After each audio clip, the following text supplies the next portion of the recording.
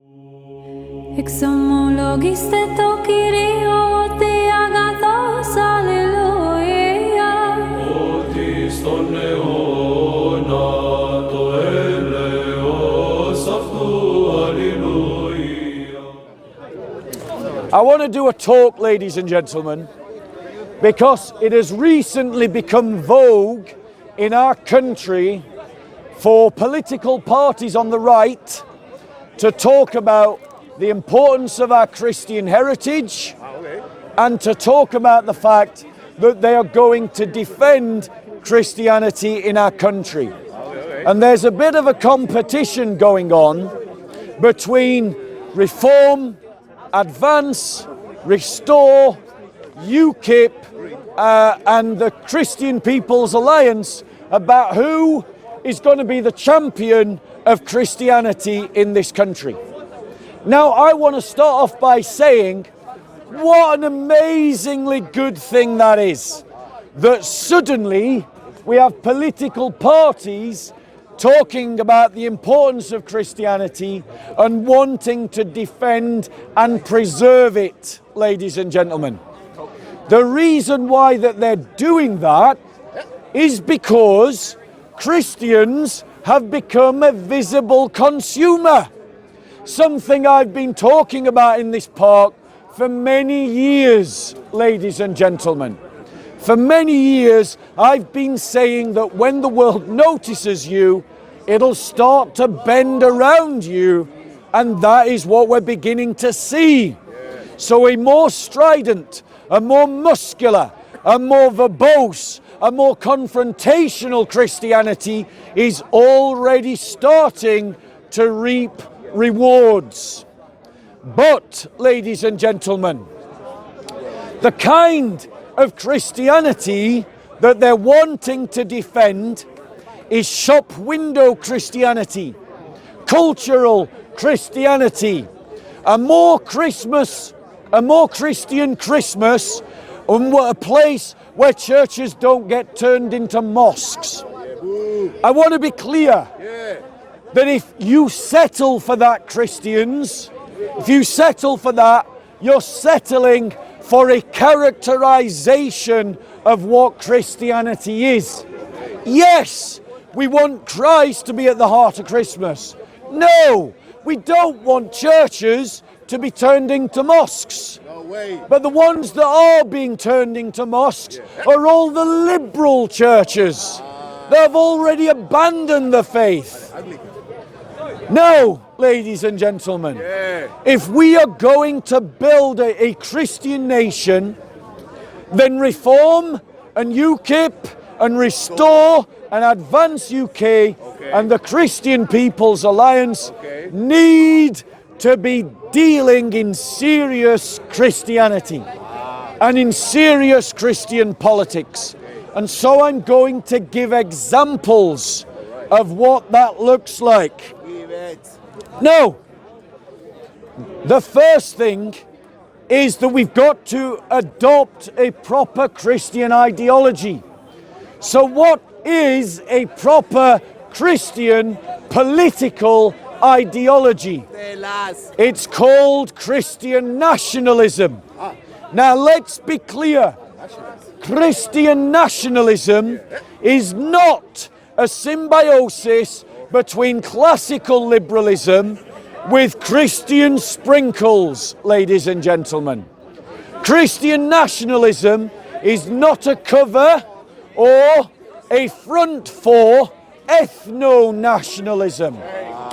Christian nationalism, real Christian nationalism, starts with the idea that the church itself is a nation.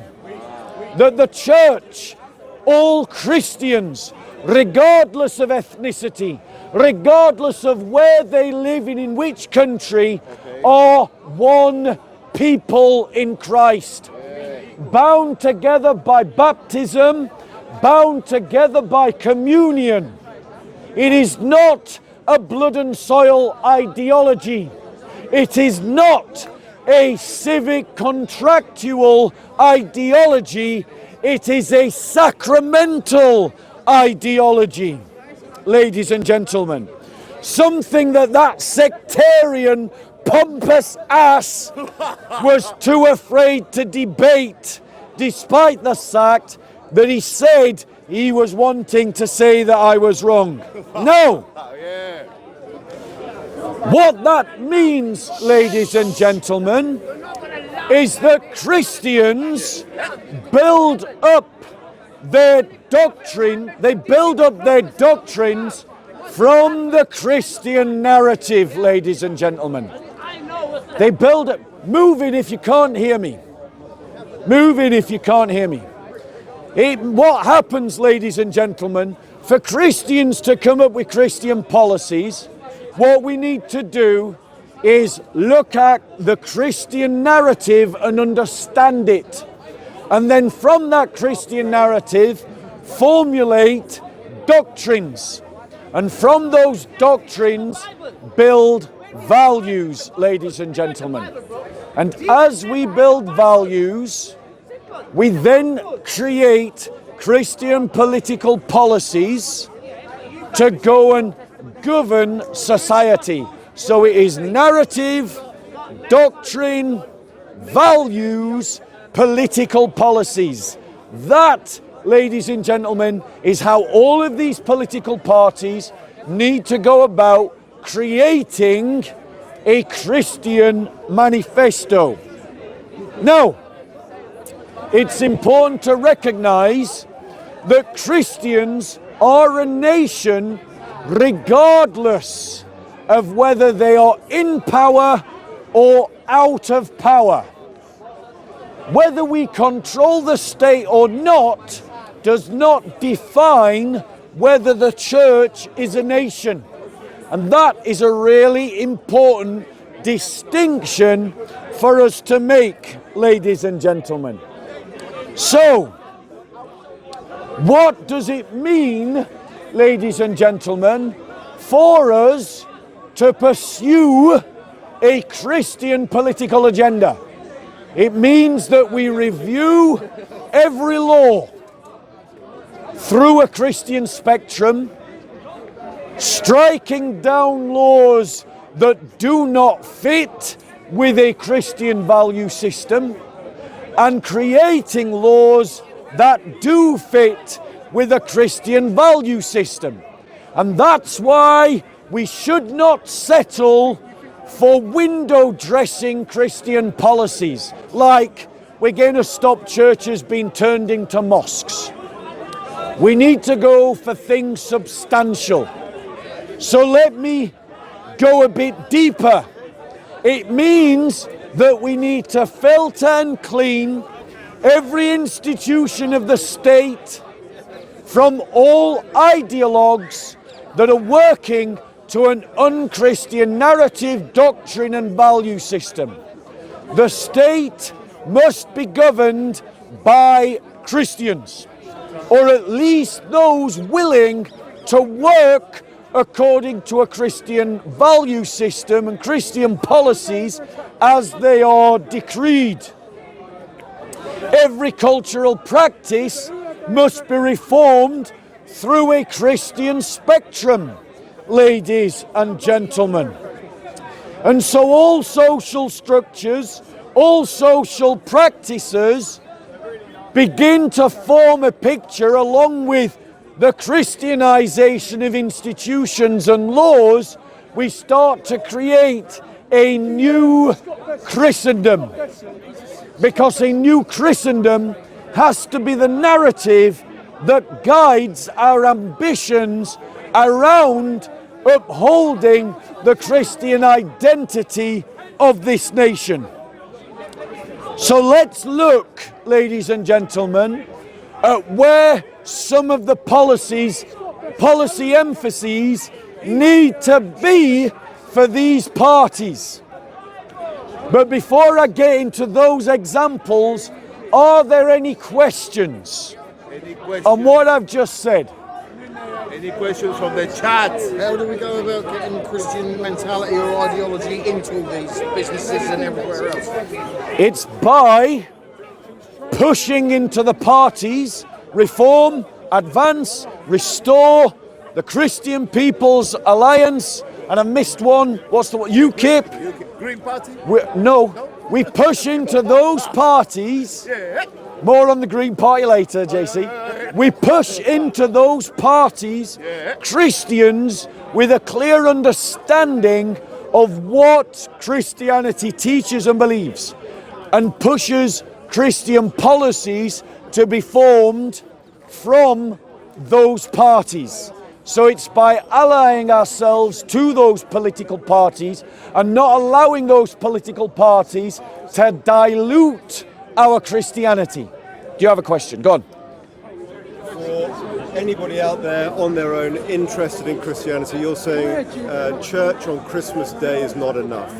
You need more than that. And the key book is the Bible.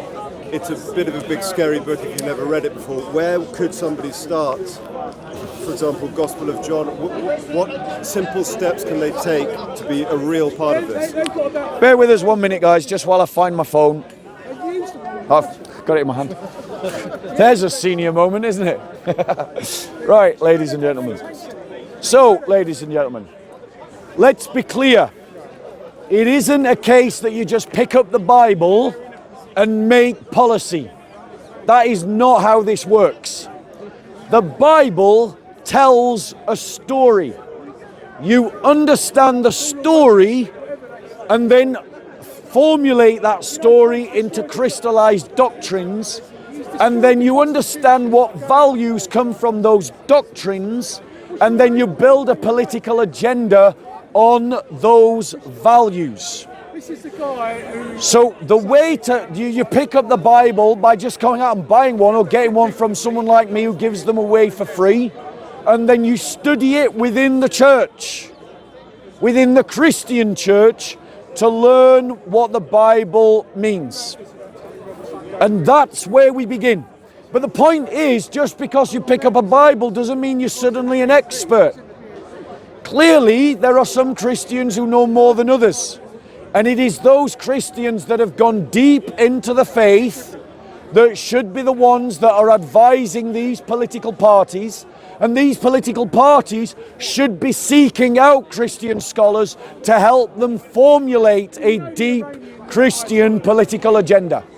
Any other questions? You can't teach wisdom. That's a statement. Any other questions? Right.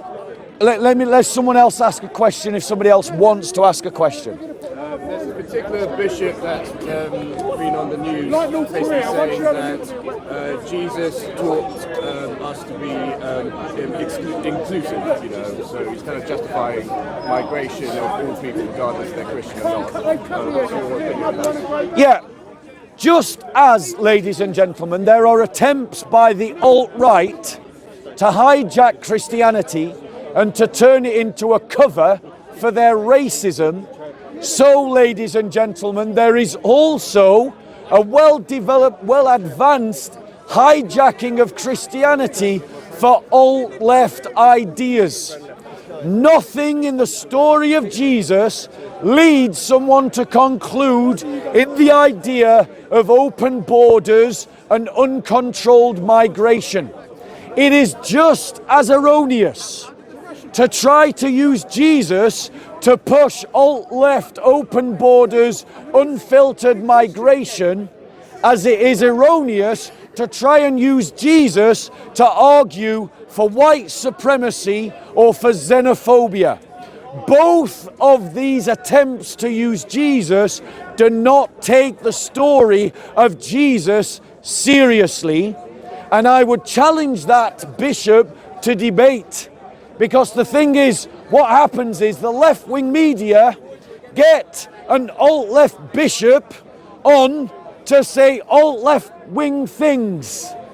Like the alt-right-wing media gets or tries to find some alt-right bishop to say alt-right things. The very reason why any Christian does this is because for too long we Christians have not thought about what is a Christian political agenda.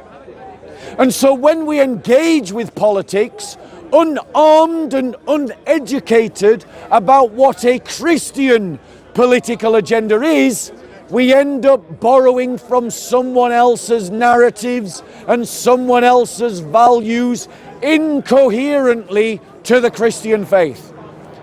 It has only recently been overturned in the church, the era of modernity and the Enlightenment, that the church should not be political. The church now accepts that it should be political, and now the debate is, what does it look like for Christians to be political?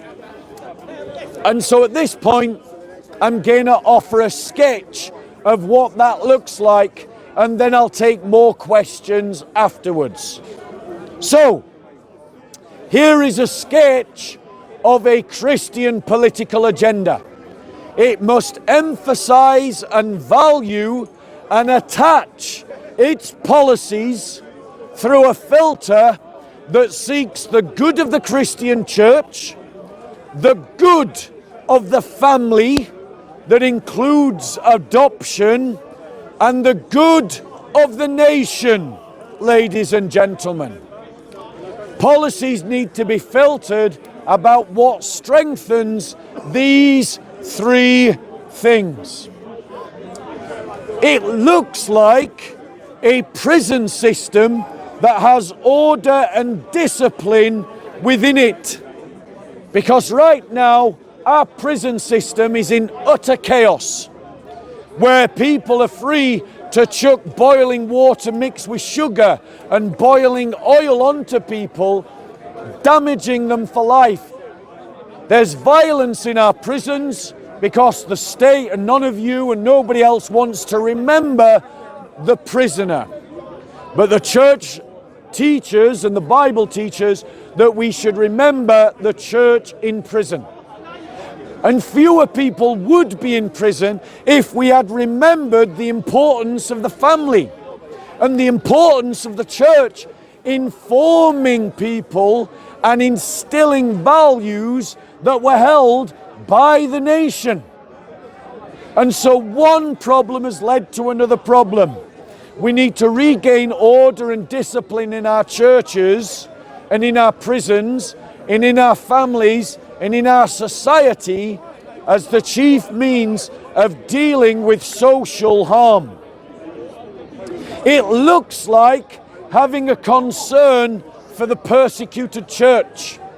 Any Christian nation, to be a serious Christian nation, must understand that the plight of persecuted Christians around the world is the concern of that political nation. And it is not something to be ignored, ladies and gentlemen. It looks like defining marriage according to Christian values and beliefs, that it is between one man and one woman, and they are true men and true women biologically from birth and not of any other order or arrangement. It looks like the complete banning of abortion, ladies and gentlemen, and the charging with crimes of all of those doctors that have murdered hundreds and thousands of children with mass murder, because that is what they have done. Just like the SS officers in Auschwitz could not be defended by the fact that it was legal or socially acceptable, it should not be acceptable that doctors have carried out abortions against children, and they should be prosecuted for their crimes. It looks like valuing adoption and supporting adoption and encouraging adoption, because adoption in the Christian concept of the family is completely based and undercutting and devaluing scientific, I forgot the phrase, intravenous fertilization or IVF, and preventing pregnancies through the lab, ladies and gentlemen. It looks like looking after the sick and the elderly, not putting them on a conveyor belt to a euthanasia, and ending, ladies and gentlemen, a euthanasia as a way of saving money for the NHS, but rather caring for the elderly and supporting the elderly as they die. Furthermore, ladies and gentlemen, it looks like passing a law upon sons and daughters that makes it a legal requirement that they look after their parents. Just like we have a law that says that parents must look after their children, ladies and gentlemen. It looks like the introduction or the reintroduction of a Christian blasphemy law that prevents ridicule, mockery, and offense against the Christ, the work of Christ, the Holy Trinity, the work of the Holy Spirit, God the Father, or the sacraments, ladies and gentlemen, or the desecration of churches. It looks like the creation of an inquisition that goes through the state church and filters out heretics and non-believers from the clergy and from all positions of influence, authority and power within the church, and a cleaning out of heretics and non-believers within the church, the state church. It looks like Christianity taught in our schools by youth pastors and youth workers who have been filtered, employed and trained by the church for that effect, ladies and gentlemen, who are then tested and monitored annually to make sure that they're doing a good job, ladies and gentlemen, and that Christianity be taught in our schools as a normativity. It looks like welfare being connected to work. It is incompatible in a Christian society that anyone but the severely disabled and the severely sick should be able to just sit on welfare for their entire life. That is horrendous and unchristian. Welfare must be connected to work somehow. But it also means that we don't abandon people in their hours of need, and that equitably and justly we come to the aid of those that need it, in the understanding that they are on a journey and serious about getting back into work. It looks like the preservation of our Christian culture, which means, ladies and gentlemen, that we end the secularization, commercialization of Christmas, Easter and Hallowmas, that we celebrate them as Christian festivals in Christian ways, and we do not sell off any churches to be turned into other places of worship. They either must be used by the church for something else or turned into accommodation, but they mustn't, or turned into a community centre run by the state, or demolished, but they mustn't be allowed to be turned into any other kind of place of worship. Amongst other things, ladies and gentlemen, it means, ladies and gentlemen, that we pass laws that force companies to advertise honestly about their products, saying what the product gives and what the product does not give. Factual adverts, boring adverts, adverts that you would only actually be interested in if you were selecting a product to buy, and that otherwise you would just ignore because they're so boring in being so factual, ladies and gentlemen, and factual in a way that is helpful. It means that halal meat must be labelled. Ladies and gentlemen, this is more to the cultural point that no one should be force-fed halal or kosher meat, ladies and gentlemen. It means, ladies and gentlemen, that our schools preserve the rights of the parents in the raising of their children and do not hide information from parents about their children, and that they don't push transgender ideology or LGBTQP ideology in our schools, ladies and gentlemen. It means, ladies and gentlemen, that we end all yoking with the trans ideology and remove it from state apparatus. A Christian state looks like one that emphasizes, encourages and supports the charitable sector in our economy, ladies and gentlemen, and pursues honest advertising with honest prices, just prices according to how much the product cost, ladies and gentlemen, to make. Now, ladies and gentlemen, what that looks like in detail, I leave better men to figure out. I'm trying to sketch out to you what a real Christian political agenda would look like. And so all of these groups that are presenting themselves as the champion of Christianity, the one that adopts these kinds of points most clearly and in the most Christian way, is the one that I'll be championing.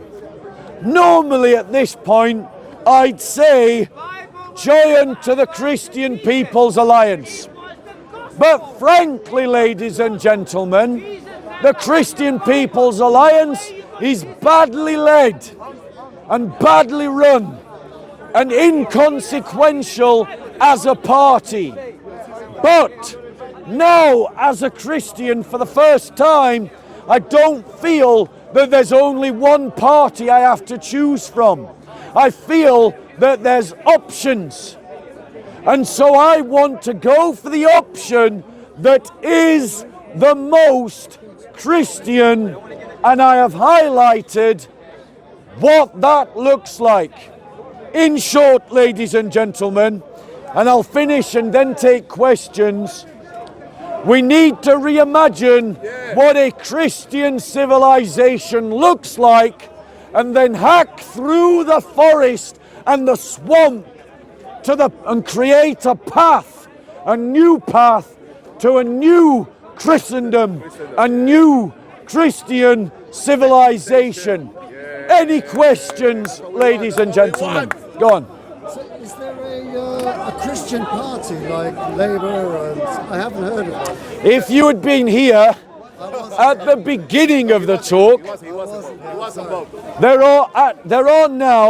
there's at least one overtly Christian party, which is called the Christian People's Alliance. There is one Christian informed party. It's got my phone in all of it. There's one Christian informed party called the Family Party, but there are now 3 other parties that are making a play for the Christian vote: UKIP, Advance and Restore. So Christians, because we've now started standing up for ourselves, we've got options. Sorry, let someone else ask a question. Go on, It's sir. not a bad thing to have too many parties to choose from, because then everyone's divided on where they go, and then someone can get in from the back door. Right, so it is absolutely true that under our first past the post system, it is a disadvantage to be divided in many, many parties. That's why the Conservatives kept winning, because the left vote was always divided between Labour and Liberal Democrat and other left-wing parties. But now that problem also exists on the right, on the Conservative spectrum. But we need to accept that not anytime soon these parties are not going to unite. We just have to reconcile ourselves to that.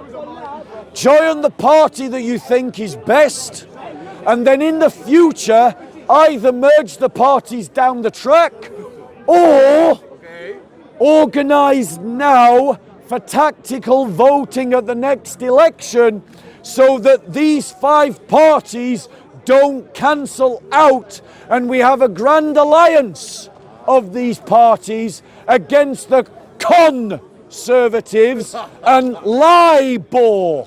Labour, no Labour. Okay. Any other questions on the topic? On So, reform, Advance, UKIP, Restore, Christian People's Alliance, Family Party. so you say that reform and UKIP are Christian parties? I'm not saying that they are Christian parties. I said that don't interrupt or I won't take any more questions from you. That's not very polite. If you interrupt one more time, I won't take any questions from you. Right, okay, so I won't, this is your last question. So, when I answered him the first time, I said very clearly that there was one Christian political party.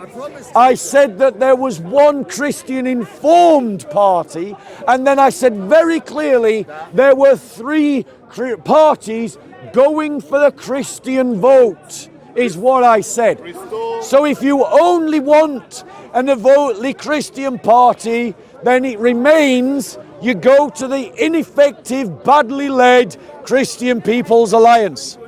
If you want a Christian informed party, you go to the Family Party in Scotland.